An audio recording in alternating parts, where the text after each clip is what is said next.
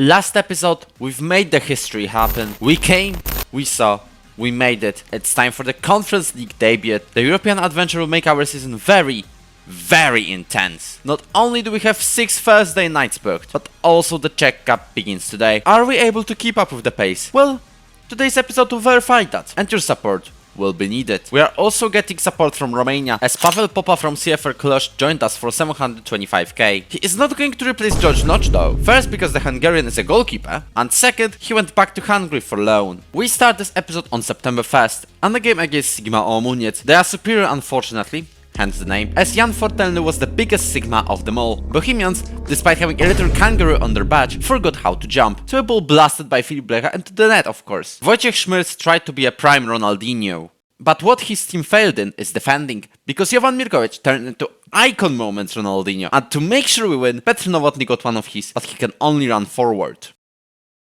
And now, it was time. I am so excited to play for the first time in Europe with Sfc Opava.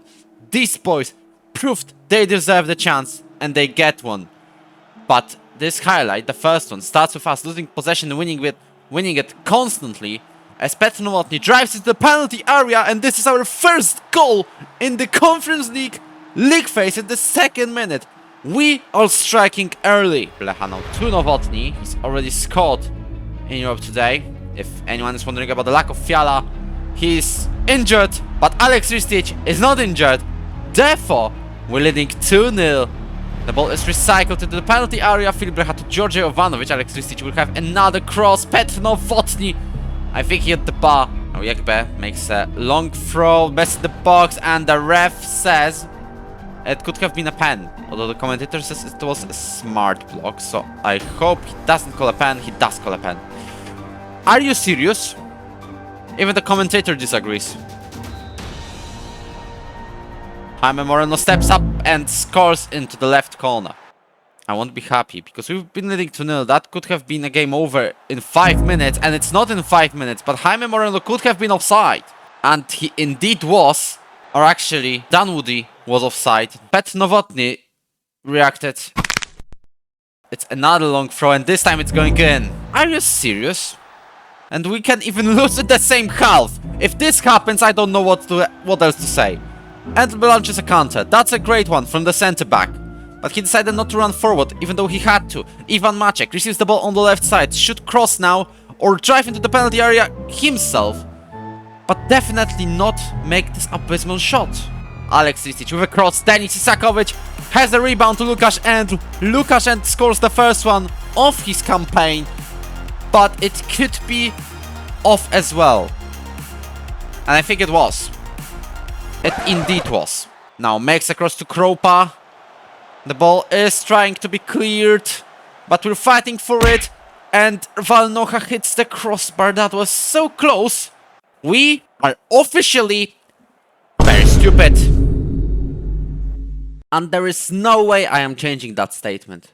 Even before the derby versus Baník Ostrava. And there is no way I am changing that statement when we get the highlights straight through the kickoff, which ended in Baník's shot of target. We had to wait for the second half to get another highlight, but I'd rather not, because Kubala scored for Baník. The only ones that can save us today are the local boys. One of them being Adam Szwed equalized, and I mean, just watch.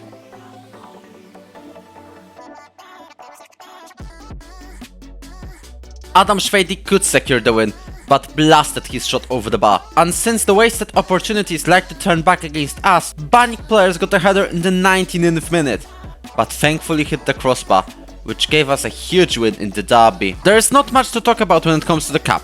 In the 3rd round, we closed the game versus Witkowice in 20 minutes, which brought us another derby. But this time, we were terrible, horrible, abysmal, disastrous. That's the only 4 words that can describe our performance. We did try to fight back, but there was no chance of making one of the best comebacks in football history, let's be honest. Against Teplice, despite Pavel Vitek scoring one of the easiest goals of his career, we still couldn't win. Ending the game in a 1-1 draw would be brilliant if Ivan Maciek knew how to score goals. We are also lucky about the draw against Mlada Bolesław. We had a response for both of their goals, and even Maciek learned how to score. His teammates didn't for the game against Slovacko, including Marek Fiala, missing the ball. He did score, just to be offside. Gonçalves didn't, thanks to a brilliant save from Thiago. And Diogo Nascimento hit the post from a potential banger, but disaster struck in the 91st minute after Kropa's blocked shot. Slovacko launched the counter. Ture went with the ball on the left side, passed it back to Petrovic, who put the nail in the coffin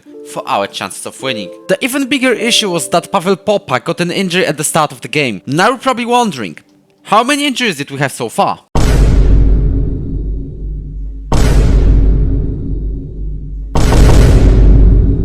This is a hospital in Opava. And I guess a hot topic, because, well, you see. Now let's go back to the Conference League action, as Odense is coming up next. About to cross the ball into the penalty area. Nicolas Deer isn't looking great at the start. Pavel Witek passes back to Radek Schulmeister. Filip Blecha lets the ball go to Denis Isakovic. Will actually make this a long throw, and Jankovic passes back to Witek.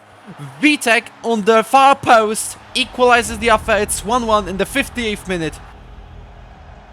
Passes to Noak. And Osula William gives Odense the lead. And this is not serious. We win possession back though. Jan Kropa makes this finish shot. Jakub Kolor has the chance. Makes a 1-2 with Filip. And I think he's been fouled in the penalty area. But Filip Blecha wins this ball and makes it 2-2. Fantastic strike into the top bins. And this time I'm actually okay-ish with the draw. Of course I'm not happy because we could have won. Look at the advantage. Vålerenga from Norway was next. They won the first 2 games, so we knew it was going to be tough. The highlight goes on the left side, declaring to El Abdeloui, and I think he was offside anyway. Now we have a chance. Filip Blecha from the free kick to Denis Isakovic just over the bar. But not on this particular opportunity. Matej Kovacic on the right. Can he make a cross to Alex Ristage? We're taking the lead against Vålerenga, and they are looking to lose for the first time in the Conference League this season. Bjerström on the left to Dziko Eng. And this shot weirdly goes in. But we have a highlight. Radek Schulmeister to Matej Kovacic on the right. That could have been a pen. Marek Fiala tries to shoot or cross into the empty net, but Stavik easily catches it. Now the players from Norway have a highlight, and El Abdeloui is about to score the leading goal. Oh no, oh no. Łukasz Endl again to the wing. Matej Kovacic crosses, and Alex Ristic, despite an injury, equalizes. This is what we exactly wanted. Just 5 minutes remain. It's our 3rd draw in a row in the Conference League phase. Coming back to the league campaign, we took the lead over Viktoria Pilsen and we're on the way to finally win. But did we keep the lead until full time?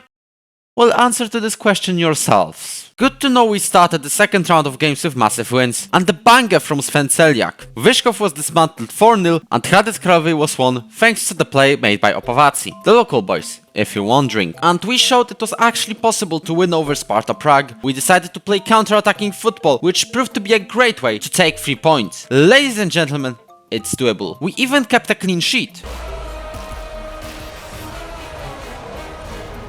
Let's begin our encounter against Ghent. It's another highlight straight to the kickoff at the start of the 4th Conference League game.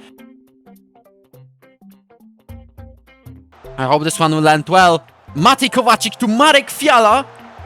Cross in the edge of area. Fatiga now to Thorvaldsen, and Thorvaldsen misses it. But lost possession. Isakovic wins the header. Filip Blecha, we have massive advantage. You have to score one of these. Filip Blecha with a long throw to Marek Fiala, who runs with the ball on the left, looks for a cross, and George Jovanovic off the post hits it in. We're leading 1-0 over the Belgian side.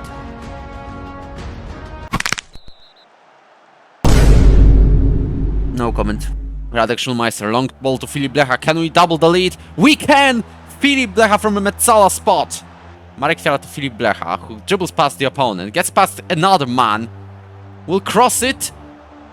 Well, Dennis, if in case you are wondering, this ball was sent to you. Fadiga to Boanani, but Fabian De Keyser with a wonderful save. The Belgian side has some advantage over us, as Dusan Pavlenka might have just considered a pen, and the ref makes the pen. If we have another bottle, I am doing the episode. Wait, I'm just going to say, if we bottle this, I'm naming this episode. We just created the biggest bottle factory in Football Manager Part 2. Something like this, you get the point. Watch us concede. And it looks like we don't want to survive. Thorvaldsen with a fantastic pass, but Fabian De Keyser saves us.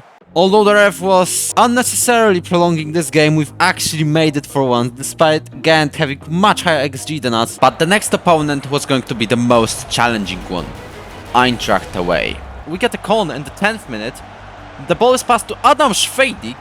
Valenkovic dives into a tackle twice. It wasn't enough to stop Serginho Dest from scoring. The ball has been passed between the Eintracht players a lot of times, and the penalty has been potentially called. I am not happy with this one, but Georgi Jovanovic, not only is unhappy about not getting enough game time because we rotate people, now he also concedes a pen. And now you are wondering, why? To put it short, Georgi Jovanovic is a driven person who is ambitious and wants to start every game. And all of that, he cannot comprehend there is an element called rotation, as I mainly use him for more important league games than Europe. I already made him a promise that I would play him, fulfilled it, but when he cried about playing time again, I told him to shut up, which made him, you guessed it, unhappy and wanted by like 10 clubs. No transfer list yet, but after being abysmal in this game, I just dropped him after he considered this penalty to learn a lesson. And he wants more game time, yeah? I'm going to make him rot on the bench. Here's my revenge on you. Till the left. Alex Ristic almost makes a consolation to get past the opponent and make a cross into penalty area. No, passes to Maciej Kovacic. Filip Blecha receives on Alex Ristic. Well, he proves that he deserves that star player game time. And Patrick Vydra, well, he shows good defending, but he still has to watch out and be focused. Jaszczak to Wachter, and this game is over. Pagalo is about to make a cross, but Lukasz and clears it. Vencelia, can he win the header? No. Piotr Jaszczak, and that is 4. Our last opponent is Malmö, and I think that game is winnable. We just couldn't win this one. But before that, a transfer saga. During the last transfer window, I found this guy, who is actually very talented. I wanted to get him into our club, but every time he said, it ain't right for my development, bro. Until he turned 18. He suddenly became very interested in joining us, and weirdly, instantly accepted the offer. Dear Miles Jacobson, I know that Enyimba Aba is a good club in Nigeria, but since when it's not better to show your talent in Europe, especially in the best national academy? The final game of the Conference League phase, it all depends on us. Malmö are 33rd in the league phase standings. So, I mean, this is our chance. And you have to make it count. Pavel Vitek runs with the ball to the left side. After winning it single-handedly, it's Filip Blecha to Radek Schulmeister, who makes a shot just over the bar again. We pass the ball around to the center of the area. Marek Fiala, only for a playoff. Jakub Kolar, Maciej Kovacic on the right side, can make a cross. Cuts inside Marek Fiala into the empty net. And we are pretty much safe with 50 minutes to go. Just 3 minutes later, Svensson. And Koto shoots it just over the bar. I thought this went in, to be fair. After this highlight, I want to make changes. Even if it does go in, and it had to go in because someone named Jakub Kolar doesn't know how to clear a ball. Just go a little bit wider, Matej. Pavel Vitek. To Marek Fiala, who finds Venceliak, who potentially scores the winner right after coming to the pitch. 2 minutes after we subbed him on. But 7 points might not be enough, and it won't be enough for HJK Helsinki. It will be just enough for them. And for us, this win is just enough to reach the knockout playoffs. Which means we are in top 24 of the Conference League. We may go far in this competition. We actually may go far. As long as we don't mess it up, we can go high. Slovatsko is with us. What a way to end this episode. We just confirmed our place in the European knockouts, and we are not the only ones to get there, as Slovatsko qualified too. This year is generally great for Czechia. Both Sparta and Slavia have a chance of qualifying to the knockouts of the Europa League, which gives us a perspective of a fantastic year for the nation, especially considering a disaster that was our first season in Europe. What is more, even the league is going well. We are 6th in the table, just 6 points behind 3rd. With a new assistant manager in Tomasz Petraszek, our original assistant David Bayer went to Belgium, we have a big chance of making great things at the end of season 6. Thank you for watching. If you enjoyed this video, you can hit the like button and subscribe to the channel. I will be very grateful for that. Next episode, we'll be taking on Opava's first ever European knockout games. My question to you in the comments, just how far can we go?